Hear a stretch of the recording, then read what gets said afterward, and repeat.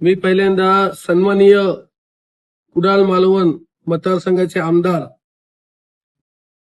निलेश राणे साहेब यांचे मी स्वतः एक आंबा काजू बागायतदार म्हणून मनापासून आभार मानतो। कारण त्यांनी जो काल विधानसभेत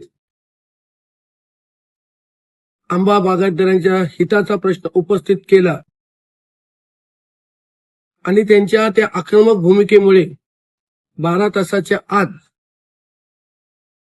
209 कोटी रुपये मंजूर झालेत आणि त्याचा थेट फायदा सिंधुदुर्ग जिल्ह्याला मिळाला आहे। जवळपास 79 कोटी रुपये आज सिंधुदुर्गातील शेतकऱ्यांना मिळालेत। त्यामुळे त्यांचे आभार मानावे तेवढे थोडेच आहेत। इतरही प्रश्न कायम निलेश राणे साहेब कायम मांडत असतात। आज ते आंबा बागायतदार शेतकरी यांच्यात त्यांनी हृदयात त्यांनी स्थान मिळवलेलं आहे। त्यामुळे कोणतरी शेतकऱ्याला या जिल्ह्यात वाली आहे हे आता सिद्ध झालेलं आहे।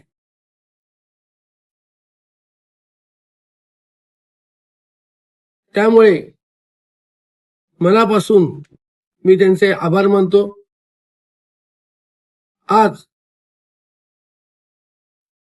शिंदे शिवसेना आणि महायुतीच्या माध्यमातून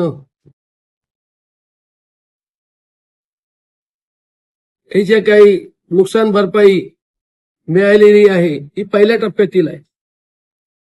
अजून सुद्धा दुसरा टप्पा येईल आणि त्याच आक्रमकतेने हे पैसे निश्चितपणे निलेश राणे साहेब आणतील यात कोणतेही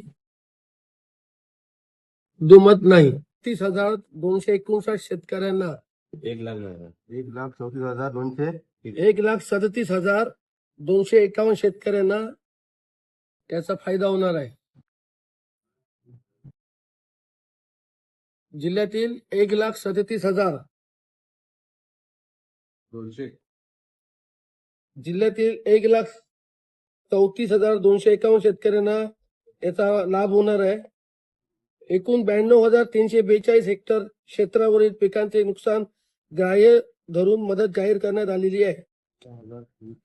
यामध्ये रत्नागिरी जिल्ह्यासाठी 98 कोटी 44 लाख तर सिंधुदुर्गासाठी 79 कोटी 5 लाख रुपये इतकीच निधी मंजूर करण्यात आलेला आहे।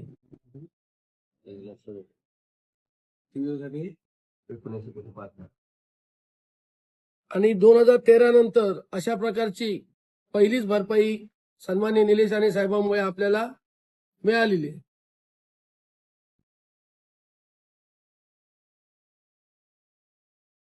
त्यामुळे परत सांगतो, काल जर निलेश राणे साहेबांनी हा आवाज उठवला नसता तर एवढ्या लगेच निश्चितपणे काम झालं नसतं। त्याच्यामुळे निलेश राणे साहेबांचे मनापासून मी आभार करतो।